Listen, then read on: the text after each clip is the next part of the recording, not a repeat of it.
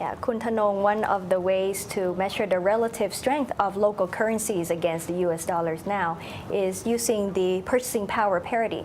Now, this purchasing power parity looks at a specific product. And before, we used to have what's called the Big Mac index, Kun Thanong, if you remember. You see how much Big Mac costs in different countries. This was conducted by the Economist magazine. Now we have, and that's because McDonald's is really prevalent, anywhere in the world. Now we have its latest, what's called the StarBucks index by the Wall Street Journal, looking at how much a grand latte would cost in each country, and then seeing its currency, comparing the currency, because Starbucks has over 20,000 stores around the world.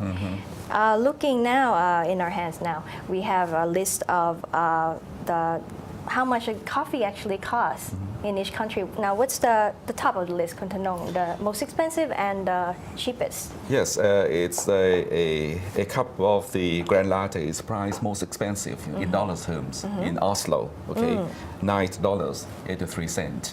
And the lowest is India at $2.80.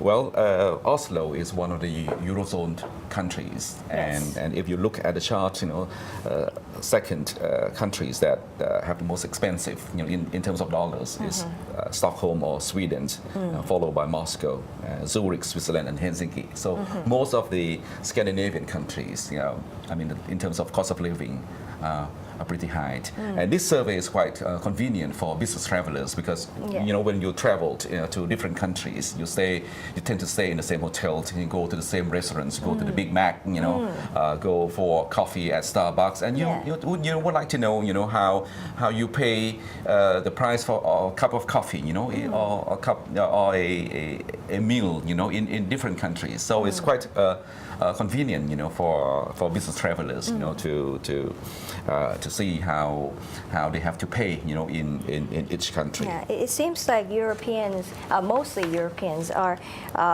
paying more for coffee than New Yorkers, Kun Thanong. Yes, if you use New York, as a baseline or as a benchmark, a cup of Grand Latte, is priced at $4.30. Yes. So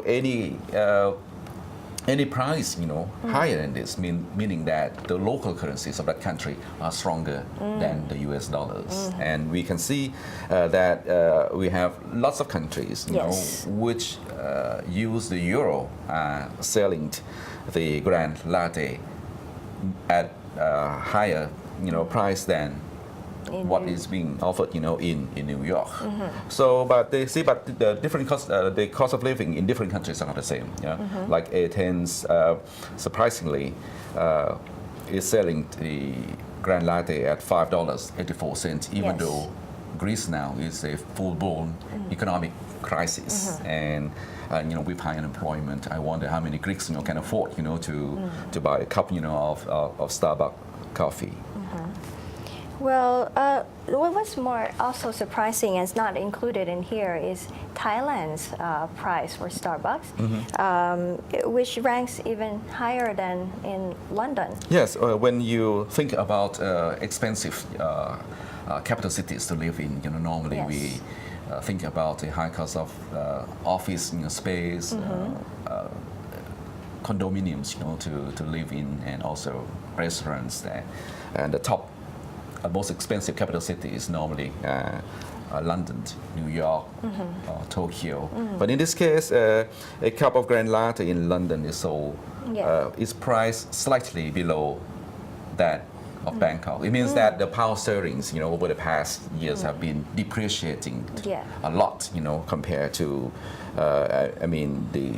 the US dollars. So in London, that's about $3.81, while in Bangkok, it would cost $3.85 for a cup of Grand Latte.